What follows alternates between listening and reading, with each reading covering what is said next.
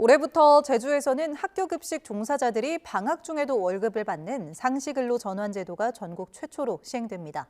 방학 때마다 수입이 끊겼던 노동자들에게는 단비 같은 소식이지만 정작 학교 현장은 유례없는 대혼란에 빠졌습니다. 월급은 주는데 정작 무슨 일을 시켜야 할지 구체적인 지침이 없기 때문입니다. KCTV 제주방송 이정훈 기자입니다. 학교 급식 종사자들이 방학 중에도 급여를 받게 되는 상시 근로 전환 제도가 새해부터 시행됩니다. 그동안 방학 기간에는 급여를 받지 못했던 급식 종사자들에게는 처우 개선이라는 점에서 의미 있는 변화입니다. 하지만 문제는 통상 급식이 없는 방학 중에 출근하는 종사자들의 업무를 어떻게 정할지입니다. 제주도 교육청은 최근 공문을 통해 업무 범위를 학교장 재량으로 안내하면서 책임을 사실상 일선 학교에 떠넘겼다는 지적이 나오고 있습니다. 이를 설명하기 위해 열린 학교장 초청 설명회는 그야말로 성토회장이 됐습니다. 기본 지침조차 없는 상황에서 학교장들은 자신의 재량이 어디까지인지 관련법에 저촉되지 않는지 걱정하는 목소리를 높였습니다.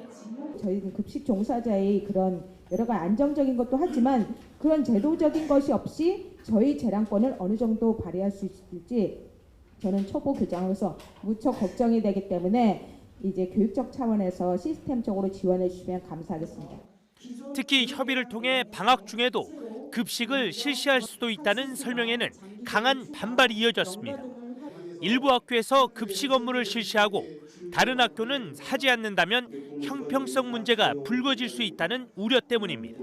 이게 학교장이 막 설득을 해서 한다고 해서 그분들이 할 수 있는 건 아니고 그분들만 나쁘다고 볼 수도 없습니다. 왜냐하면 안 하는 학교도 있기 때문에 학교장이 알아서 하십시오 하는 거는 너무나 무책임한 처사라는 생각이 듭니다. 이 같은 불만이 쏟아지자 김경수 교육감이 직접 나서 1년 정도만 시범 운영 후 보완하자고 설득했지만 설명회에 참석한 학교장들 사이에서는 비아냥까지 나오는 등 반발 기류가 커졌습니다. 교육청에서 어떤 원칙을 정하고 싶은데 아까 얘기했잖아요. 상황이 너무 많이 다르다. 그래서 약속을 이미 했습니다. 더도 덜도 말고 1년만 가보자고. 예. 무엇보다 급식 종사자들과 이미 상시근로 전환을 합의한 상태여서 뒤늦게 업무 범위를 협의하더라도 협상 여지가 크지 않다는 게 중론입니다. 당장 이번 겨울방학부터 학교 현장은 큰 혼란이 예상됩니다. 처우 개선이라는 긍정적 취지에도 불구하고 구체적인 지침 부재로 교육 현장의 혼란은 불가피해 보입니다.